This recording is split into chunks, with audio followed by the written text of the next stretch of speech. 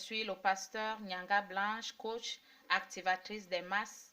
Ce matin, je viens te parler des choses que tu dois faire avant le mariage. Ce message est adressé et destiné aux célibataires, ceux-là qui ne sont pas encore mariés. Quelles sont les choses que tu dois faire avant de te marier? Comment te préparer pour le mariage? Parce que le mariage n'est pas un engagement à prendre à la légère. Le mariage est pour la vie. On se marie pour toute la vie. Maintenant, pour faire un bon mariage, cela demande une bonne préparation. Et il y a quelqu'un qui a dit, la bonne préparation garantit une bonne performance. Une bonne préparation garantit une bonne performance. Par ce message, je viens t'aider à mieux te préparer au mariage. Par ce message, je viens t'aider à gérer ton statut de célibat. Le célibat n'est pas une fatalité ou une malédiction. Le célibat est une bénédiction. Je le dis tout le temps, dans la mesure où il est bien géré, il est bien managé. Voici donc quelques points, voici certaines choses que tu dois faire, que tu dois connaître et faire avant de t'engager dans le mariage. La première chose à faire, c'est de cultiver ou d'approfondir ta relation avec Dieu. Approfondir ta relation avec Dieu passe par la communion. Il y a une différence entre la relation et la communion. Tu peux être en relation avec quelqu'un sans toutefois être en communion avec cette personne. La communion implique le dialogue. La communion implique le fait de connaître la pensée de la personne pour toi, sa pensée pour ta vie. Tu dois connaître ses objectifs pour ta vie. Tu dois connaître la direction qu'il voudrait que ta vie prenne. J'ai généralement vu des personnes qui appellent Dieu, invoquent Dieu, que lorsqu'elles sont dans des problèmes, elles font des prières d'urgence, attendant des exaucements express. Non, bien-aimé, qu'en est-il de ta vie de tous les jours? Est-ce que Dieu fait partie de ta vie? Tu dois être honnête avec lui. Tu dois être ouvert à Dieu. Connais sa pensée pour toi. Connais sa pensée pour ta vie. Il y en a qui pensent que Dieu les aime parce qu'ils lisent beaucoup la Bible. Ils pensent que Dieu les aime parce qu'ils prient beaucoup, ou bien parce qu'ils donnent beaucoup à l'église, ils font des dons à l'église, ils aident les malheureux, les nécessiteux. Alors c'est pour ces raisons que Dieu les aime. J'avais publié dans mon coach de vie, un groupe à Facebook, mon coach de vie, et j'avais dit, si quelqu'un te dit qu'il t'aime et te donne les raisons pour lesquelles il t'aime, c'est que ce n'est pas de l'amour. Dieu n'a jamais dit pourquoi il nous aimait. Il nous aime un point, c'est tout. Donc Dieu ne t'aime pas parce que tu as fait ci ou ça. Dieu t'aime un point, c'est tout. Donc tu dois connaître quelle est la pensée de Dieu pour ta vie. C'est alors que tu sauras aussi comment interagir avec les autres. Tu sauras aussi comment entretenir ta relation avec ton futur conjoint, ta future conjointe, tes enfants. Tu ne vas pas aimer ton futur conjoint pour certaines raisons. Tu ne vas pas dire « je t'aime parce que tu sais faire la cuisine, je t'aime parce que tu te mets bien, je t'aime parce que tu es éloquent, je t'aime parce que tu es beau » ou bien dire à tes enfants « je t'aime parce que tu fais toujours ce que je veux que tu fasses, je t'aime parce que… » Non, on aime un point, c'est tout. Si tu n'as pas compris, premièrement, la relation avec Dieu, tu ne comprendras pas la relation avec les hommes, avec tes enfants, avec ceux qui sont autour de toi. Et c'est comme ça que tous les jours, je rencontre des personnes qui ont des problèmes relationnels, qui souffrent. On aime un point, c'est tout. Si tu n'as pas compris, premièrement, la relation avec Dieu, tu ne comprendras pas la relation avec les hommes, avec tes enfants, avec ceux qui sont autour de toi. Et c'est comme ça que tous les jours, je rencontre des personnes qui ont des problèmes relationnels, qui souffrent d'une pauvreté relationnelle. Il y a plusieurs types de pauvreté. Elle peut être mentale, elle peut être financière, elle peut être physique. Il y a aussi la pauvreté relationnelle. Et plusieurs personnes en souffrent. Développe ta relation avec Dieu. Développe ta relation avec Dieu. C'est alors que avec les autres, tu entretiendras de très bonnes relations. Sois honnête avec ton Dieu. Et puis, comprends une chose. Ton passé n'a rien à voir avec qui tu es.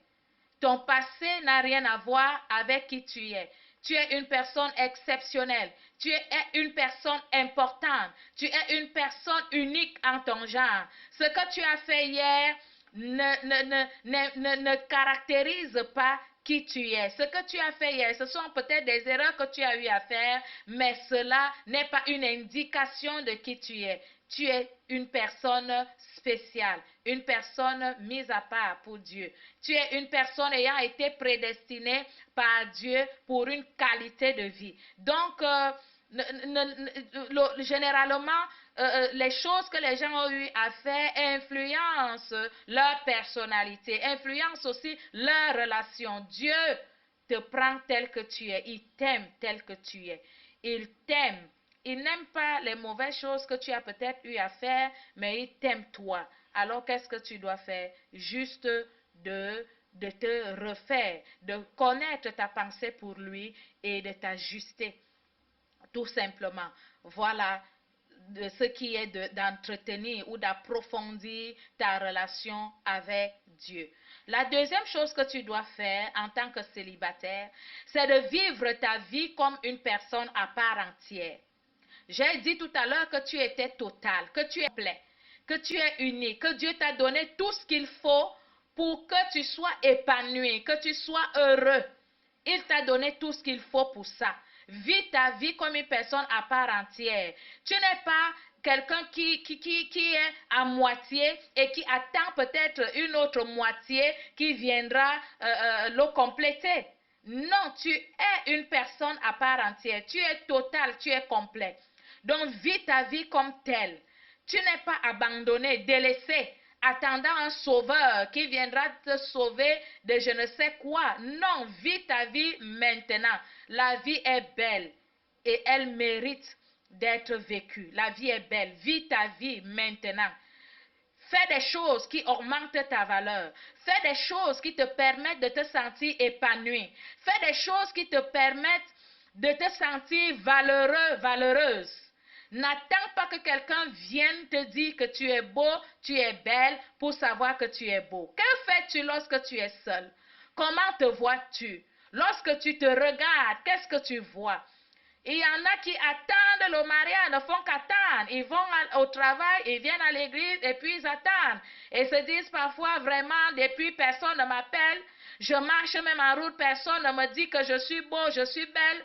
Personne ne m'apprécie. Si tu attends que les autres t'apprécient, tu vas attendre longtemps. Commence à t'apprécier toi-même. Aime-toi toi-même. Ça part de l'intérieur vers l'extérieur. Tu n'attireras que ce qui est à l'intérieur de toi. Donc, personne ne peut te rendre heureux. La seule personne capable de te rendre heureux, heureuse, c'est toi-même. Sens-toi à l'aise. Aime-toi tel que tu es. Donne-toi de la valeur. Enlève toutes ces choses, toutes ces pensées qui te tracassent. À quoi te sert-il de passer ton temps à penser à ce que les gens t'ont fait, à penser aux déceptions que tu as eues hier, à penser à telle personne qui est morte? Valeur. Enlève toutes ces choses, toutes ces pensées qui te tracassent. À quoi te sert-il de passer ton temps à penser à ce que les gens t'ont fait, à penser aux déceptions que tu as eues hier, à penser à telle personne qui est morte, à penser à telle personne qui t'a abandonné, à penser à tel parent, à tel ami qui t'a abandonné? Pourquoi ne pas penser à ta vie et te dire, je suis une personne valeureuse, je suis une personne importante Et celui qui viendra va correspondre à mon statut, va correspondre à ce que je vois, à ce que je sais de moi-même.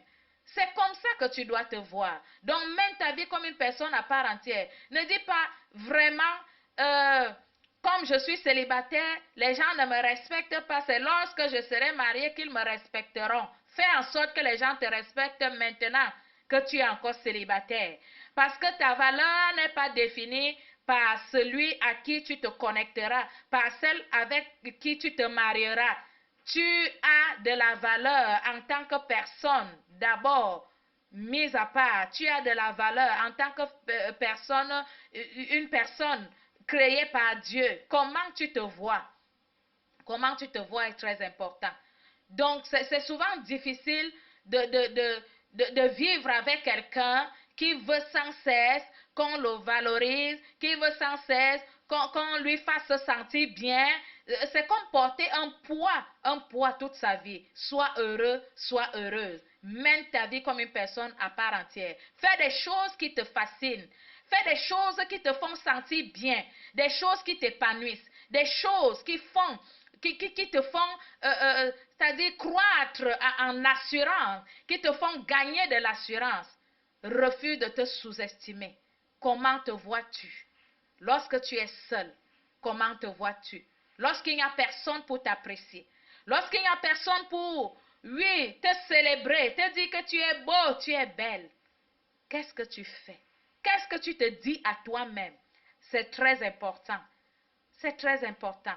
La troisième chose que tu dois faire, alors que tu attends le mari, c'est de chercher d'autres centres d'intérêt. Ta vie ne se résume pas à aller à l'église, à aller au travail et à rentrer. Sors, rencontre des gens. Va aussi manger dans un restaurant chic. Fais des petites sorties. Fais des choses qui te fascinent, comme je l'ai dit tout à l'heure. Cultive-toi. Lis des livres. Lis la Bible. C'est très important. Afin que lorsque ton conjoint viendra, que tu aies de la conversation. J'ai souvent reçu des couples comme ça, où la femme me dit, vraiment pasteur, quand mon mari s'y commence à parler, hein, vraiment, il m'ennuie. Je me sens déphasée. C'est comme si vraiment, il est dans son monde et je suis dans le mien. Comment ne seras-tu pas dans ton monde, puisque tu ne sais pas entretenir la conversation? Tu ne sais pas, tu n'as rien à dire. Lorsqu'il cause avec les amis, toi aussi tu viens t'asseoir là.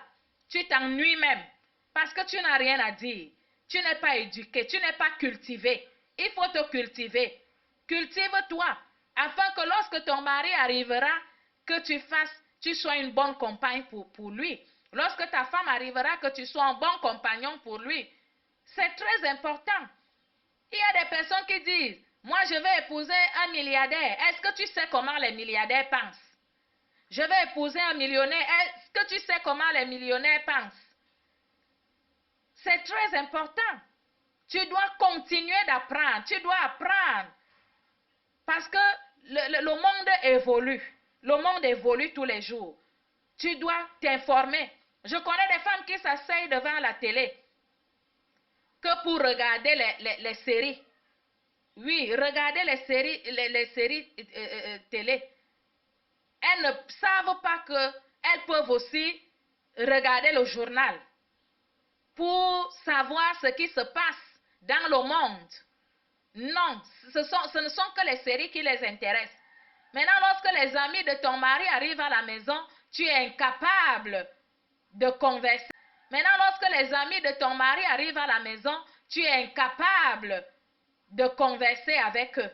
Il y en a d'autres. Si les amis arrivent et que peut-être le mari est encore occupé à faire, elle est assise là, l'invité aussi est assis là, elle n'a rien à dire.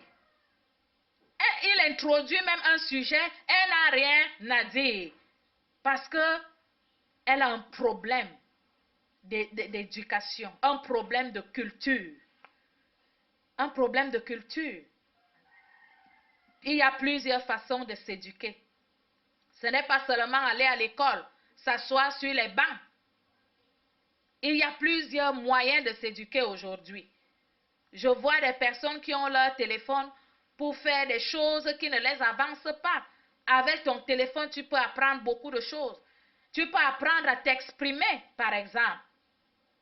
Il y a beaucoup de choses que tu peux faire avec ton téléphone.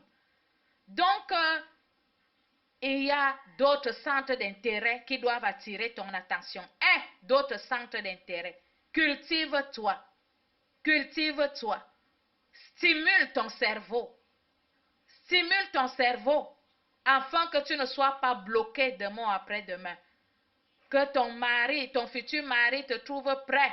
Que ta future femme te trouve prêt. C'est très important.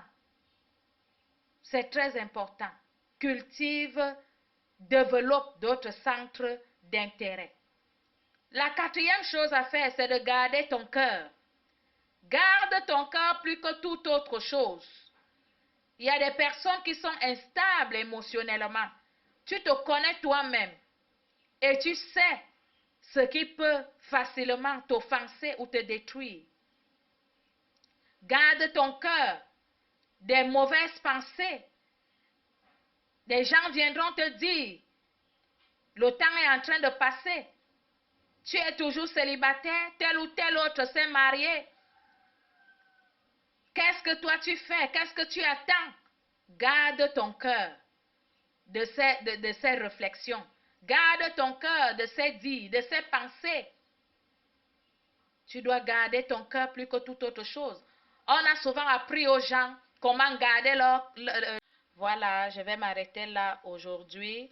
J'espère que vous avez été édifiés et je vous encourage à aimer nos pages sous le nom de Pasteur Blanche Nyanga et Pasteur Zachary Nyanga. Nous avons aussi une chaîne YouTube. Vous y trouverez des vidéos qui vous encourageront, des vidéos qui vous enseigneront sur le mariage, comment se préparer au mariage, la compatibilité dans le choix du conjoint. Il y a beaucoup de choses là-bas que vous pourrez retrouver, beaucoup de sujets qui sont traités pour votre propre édification. Donc, je vous souhaite une très bonne journée et on se dit à très bientôt.